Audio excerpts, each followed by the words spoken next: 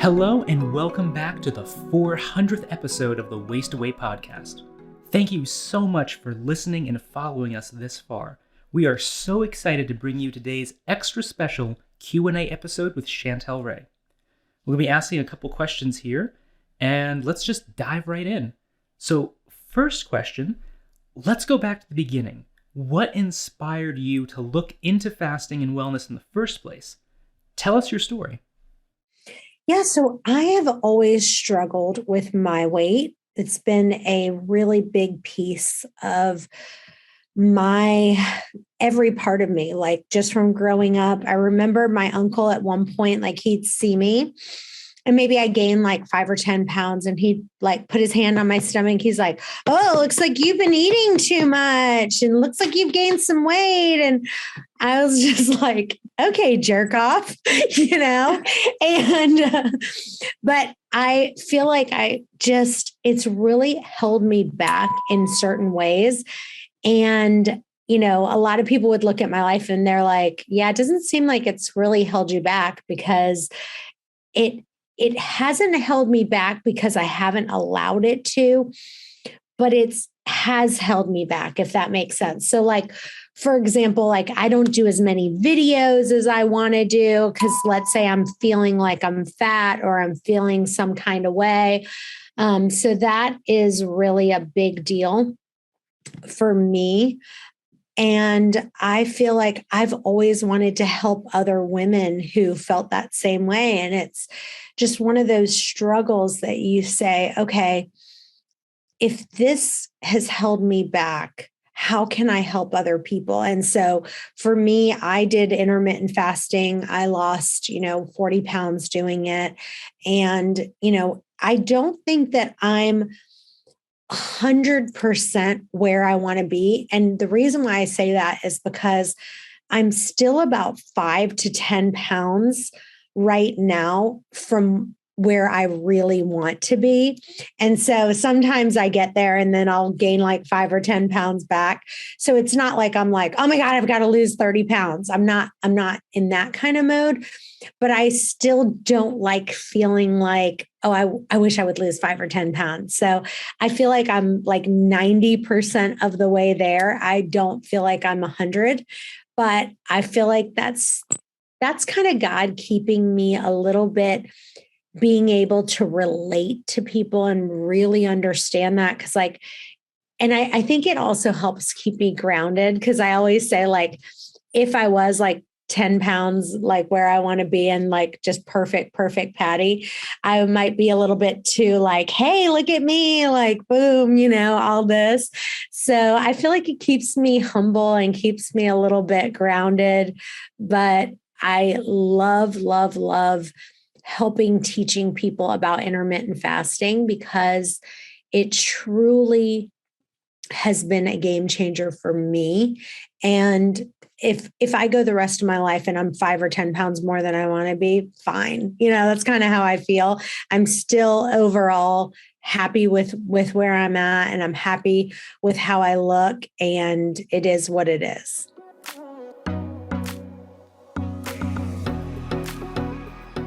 Thank you so much. I feel like, even now, and again, part of the reason why I am like 5 or 10 pounds more than I want to be is because still to this day, I can tell that every once in a while, like if I'm really stressed, I just have an extremely stressful job. My company is Chantel Realty. We are now in 18 states across the country. And our goal is to go public in a year. So it's not like it's like, just like some little thing that I'm doing, it's like, oh, I just, show houses during the week. Like, no, I don't show houses anymore. I'm running a company with our intention to go public. I'm meeting with attorneys on a regular. I just got off the call with an attorney for the last hour about what our strategy is to go public and who we need to hire and what our goal needs to be to get there and all of that. So it's really high level stuff. And there are days where I can tell that I'm so drained and so stressed that my first reaction is to run to food instead of running to God. And I have to get to a place that no matter what, like if I'm stressed, that I do not ever run to food. That's never, ever on the table. And I would say most of the time I don't, but there are definitely days that I still do. And that's what's keeping that extra 5 to 10 pounds off. And for the most part, I don't, but that's really the key that I have to get there. Like I said, I'm 90% there. I just still have a couple of days where I'm not perfect. And it is what it is, right? Hey guys, I want to tell you about a product that I'm completely obsessed with right now. It's called Bioptimizers, and one of them is called Magnesium Breakthrough. And the reason why I love it so much is because it has all 7 forms of magnesium in one bottle. It literally upgrades virtually every function in your body, like helps you with your sleep, helps you with stress, which I'm under a lot of stress right now, working a lot. And then the second one is called Magnesium, and it's a really potent enzyme blend for digestive function.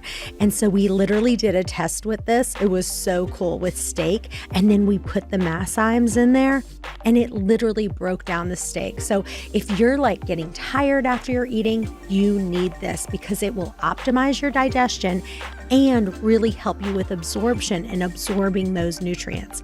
So I have really good news. If you go to magbreakthrough.com/Chantel Ray, that's magbreakthrough.com/Chantel Ray, you will get a discount code. You've got to try it. I love it.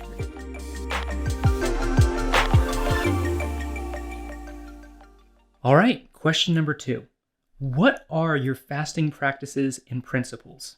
So basically, for me personally, when I first started doing an 8-hour eating window and then 16 hours of fasting. So what that looked like for me was I started eating around 10 and being done eating around 6 o'clock. So that was 8 hours that I ate in, and the rest of the time I fasted. I didn't actually lose weight when I did that. And I think the reason was because before I was eating from I maybe had something to eat around 9 and was done around 7 or 6 or 7. So it was like how I normally ate before. I didn't know that I was even doing intermittent fasting. It was just, I would eat from between 9 and 7 or something like that. So that didn't make an impact for me. It was when I started going down to about a 6-hour eating window that I really started seeing results. So now I don't eat until about noon, and then we'll eat from like 12 to 6, or sometimes I do 1 to 7. Sometimes I'll do 11 to 5, something like that. But around a 6-hour eating window is kind of my sweet spot. And then if I really want to lose weight, I'll kind of bring it down to like a 4-hour eating window where maybe I'll eat something around 2, something really small, and then I'll eat dinner around like 5 o'clock. That's kind of where I really will lose weight.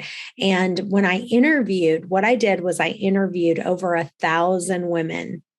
And I said, what do you do? Breakfast, lunch, and dinner. Every one of them, they were like, I don't eat breakfast. I just have coffee in the morning. Literally every one of them. And none of them said I do intermittent fasting. They didn't even use that word. They didn't use that term. They just said, I don't eat breakfast. And then they would say, some of them ate it at 12 and some of them ate it 2. The ones that were the thinnest. Okay. So my thinnest friends, they're like, I usually eat something around 2. I have a small snack. And then I have dinner, and then that's it. That's all I eat. And so I created a book called A Meal and a Tasting, because after I interviewed everyone, it was like, oh, I have one meal and I have a tasting. I was like, I have a one meal and I have a tasting. I'm like, ding, ding, ding. This is what the key is. And so for me personally, that's how I feel the best is I have one meal. I eat what I want. I eat what I'm craving. I don't deprive myself. I don't have a lot of junk though. Like I know that I don't feel good. So like I never eat gluten. And the reason is if I eat gluten, I just feel horrible. But I try not to eat a lot of dairy. I try not to eat a lot of grains. But it's funny, I just got off of another interview and I told the girl, I said, for me, I have to eat 80% like whole foods, lean vegetables, meat, and fruit and vegetables. But then 20% of what I eat has to just be whatever I want. Like if I'm craving this, I eat it. And the thing with me personally, if I start eating too clean, I gain weight. And right now I've been trying to eat so like clean, clean, clean. I actually gained like 5 or 7 pounds because when I eat too healthy, my portions will be bigger and I don't feel satisfied. So, for example, today I went to Chipotle, and a lot of times I don't get rice because I'm just not trying to eat grains. Today I was like, you know what? I really want some rice. I got rice with my meal. I ate a lot smaller of a portion that I would have gotten, and I'm completely satisfied. And so I don't think people realize how important it is to eat what your body is calling for so that you can click on that satiety belt and not be so focused on, while I think it's really important on, eating healthy, I try not to eat any kind of vegetable oils because I've been learning about how bad like soybean oil, cottonseed oil is. But like I'll eat healthy fats like olive oil or avocado oil or coconut oil. That sort of oils are great. But like there's a few things in my diet, like I just will not eat gluten. I really try not to eat those kind of oils. But like, for example, if I want French fries, I will, make some in some avocado oil or an olive oil that I can, take some sweet potatoes and fry them up. And now I'm eating those fries. But it's a matter of paying attention to what I want. And then will that fill my satiety bucket? And filling that satiety bucket will make you eat less food. And then sometimes like I will just want a regular old fry. Like my son was like, Mom, can we go to Chick-fil-A? And, I was like, how can I have 2 of your French fries? I ate 2 of his French fries, and that it did it for me. I was fine. I was like, okay, I had my 2 French fries and now I'm okay. And so finding a way that you cannot deprive yourself is absolutely really key. It's just the most important thing of like eating healthy, but also not depriving yourself. It's that really fine balance, and you have to work on it all the time.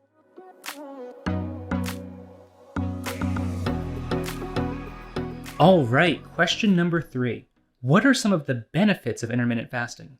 There's so many benefits of intermittent fasting, but one of the things that's really important is the insulin. So like it drives me crazy. I have a couple of good friends that are trainers, and you know how trainers are. They're always like, eat every 3 hours and blah, blah, blah, and make sure that you eat this amount of protein, and just, they make you crazy. But there is scientific evidence that shows that your insulin levels, okay, your blood levels of insulin drop significantly, which facilitate fat burning. Your human growth hormone, your HGH levels, can increase dramatically, which is really important for your hormones. The cellular repair, like your body induces this important cellular repair process, and it basically removes all that waste material from your cells. And it's just so good for your body. And if you think about it, I love to give this example. It's my favorite example. If I have money in my pocket right now, let's pretend that I had $50 in my pocket, and let's say I had $500 in the bank. If I went to the store and I had $50 in my pocket and something cost $25, I just pull the $50 out and pay for it, right? I'm not going to drive all the way to the bank and take that money out because I already have it in my pocket. It's the exact same thing with glucose. So what happens is your body needs fuel. So it goes, do I have any glucose in the body right now? And if you're feeding it, even if it's healthy stuff, it's going to use that for fuel.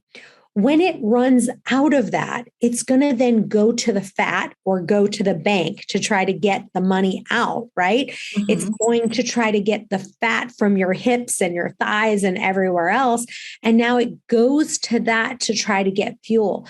And that's what's so, so important for you to be able to do is you've got to get to a deficit where you go, my body needs to get the stored fat from my hips, my thighs, my butt, my wherever it is, that extra stuff, it's got to go there. And there really are so many benefits of it. And part of it is just thinking about your cells, right? So if you think about how many cells that you have, the cells almost like die and allow you to get more cells, which is really, really important. And I have seen personally and have stories after stories after stories that it can reduce insulin resistance and it lowers your risk of type 2 diabetes. Literally, type 2 diabetes has become absolutely rampant. It is the main feature of why high blood sugar levels is, tied into insulin resistance. And anything that reduces insulin resistance is what's going to help lower blood sugar levels and protect against type 2 diabetes. And I'm telling you, I was pre-diabetic, okay? Meaning when I woke up in the morning, when you take your blood sugar, if it's over 100, between 100 and 120, you are pre-diabetic. When I would wake up in the morning and I would take my fasting blood sugar, I would be between around 103 to 105, okay? Which is not crazy, right? But still, I'm in that category of pre-diabetic. Now, when I wake up in the morning, if I took my fasting blood sugar, I'm around 70 to 80. My fasting blood sugar, because of intermittent fasting, I have done a complete turnaround with that. And so it's helped in so many ways. Hey guys, I'm so excited. My new book, One Meal and a Tasting, is out now. And if you order the book on Amazon, just the regular paperback edition, if you go in and make a review, you will get the audio book for free. Send a copy of your receipt to questions@chantelrayway.com and you'll get the audio book right away. Question number 4. What do you usually eat after fasting? Yeah, so one of the things that I like to say is if you are eating a clean diet where you are eating lots of lean protein, lots of vegetables, a little bit of fruit, and then that should be the majority of what you're eating. 80% of what you're eating is that, right? And like I said, the oils are really, really important. I don't eat oils that are cottonseed oil, peanut oil, soybean oil, all vegetable oil, none of that. The only oils that I will have are olive oil, coconut oil, avocado oil. So like the other day, I was really craving chips. I did have some chips, but I had them. If you go to Trader Joe's, they have them where they're cooked in olive oil. I will eat those chips. Am I eating tons and tons of them? No, I'm not. But 80% of what I want to eat falls in that kind of clean category. And then 20% of it is I eat what my body is craving. So if I'm craving those chips, I'll get them. But I'm going to get them made with olive oil. So I know that I'm not putting that disgusting oil in my body. And just in general, I try to eat an organic diet. I'm trying to eat grass-fed meats. I'm trying to eat grass-fed beef. And so forth. And then with my fruit, I can get really out of control with fruit. So I eat a little bit of it. I eat what I'm craving, but I don't go crazy because I actually can eat. That's when, again, and when you see me a little bit heavier than I normally am, if I'm 5 to 7 pounds more, I have just gone a little crazy with the fruit. And so I have to kind of back that down a little bit.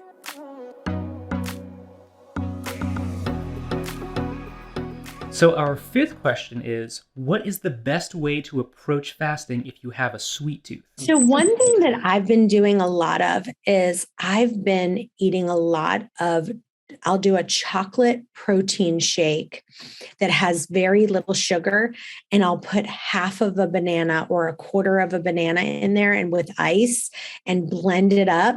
And I feel it really takes away those cravings big time, because what it does is that I have that chocolate feeling. I have a little bit of that potassium. I have a little bit of the banana, but it's not crazy. And it's really made a difference, because I'm the exact same way. I love sweets. One of the things that I have to be really careful of is having too much sweets, but having that chocolate protein shake with a little bit of a banana, it really does it for me. So I would try that.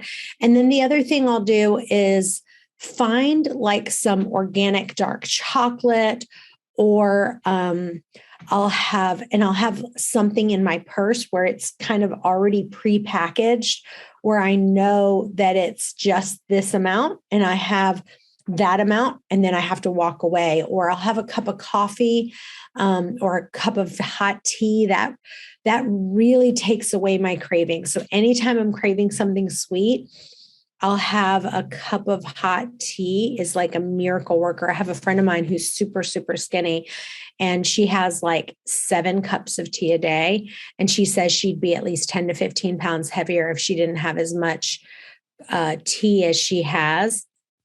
And it really takes away all those cravings. Hey guys, I really want you to join our intermittent fasting and OMAD Facebook group. We're doing tons of giveaways right now for posting your before and after pictures, and just for posting a question in there. We're giving away free protein shakes, some digest aid, all kinds of fun stuff. So please join our intermittent fasting and OMAD Facebook group. The link is in the show notes.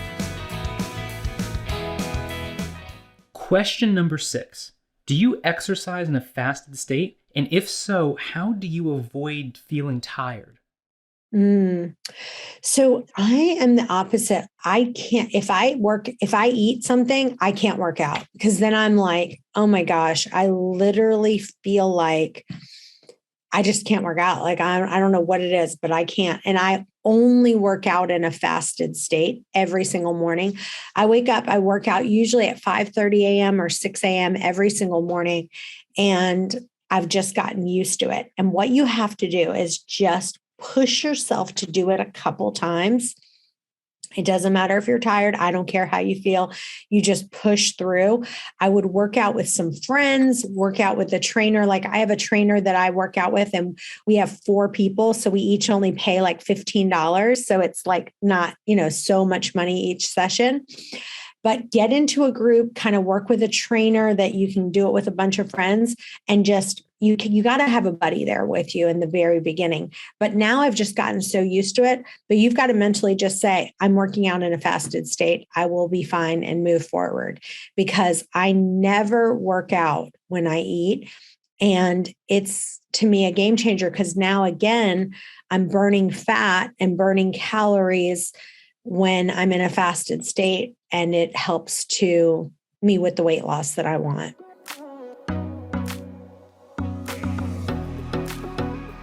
All right, so here's our final question. What would you like to tell people as an encouragement for their fasting journey?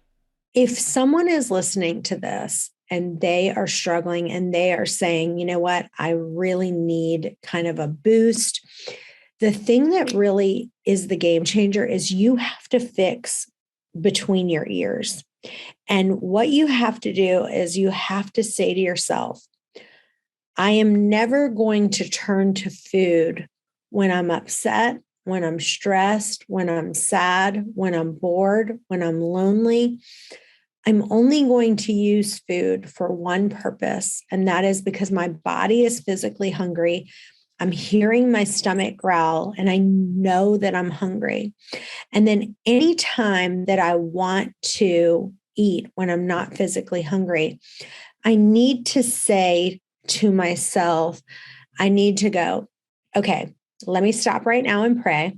God, what I want to do right now is I want to run and go eat the brownies and the chips and everything else that I know I don't need.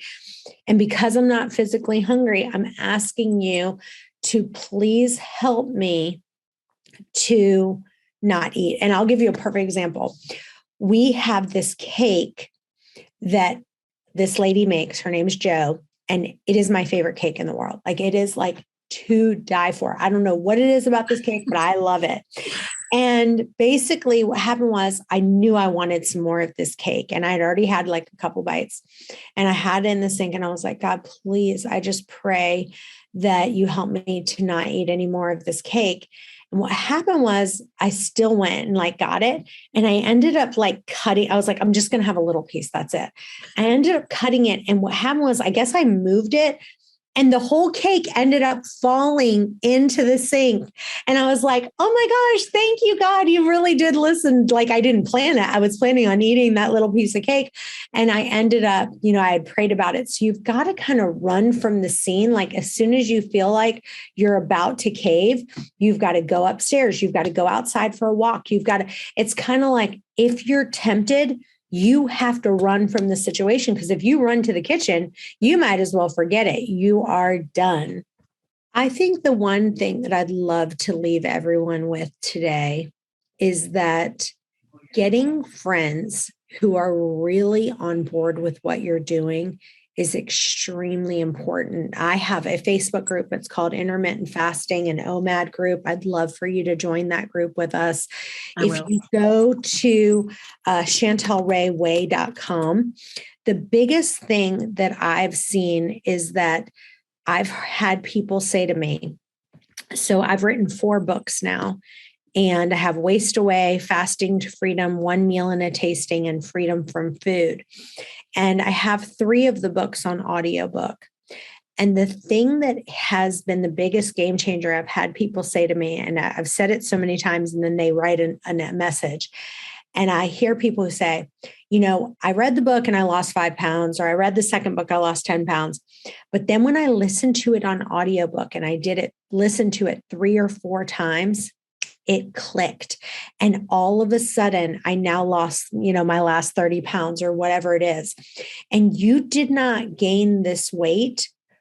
You have to retrain your mind. So you have to be listening to this stuff over and over again. I have a podcast called Waste Away. And so it's like, listen to the podcast every single day and keep reminding yourself of all these different things, because if you don't, it's too easy to kind of get swayed away in the wrong direction.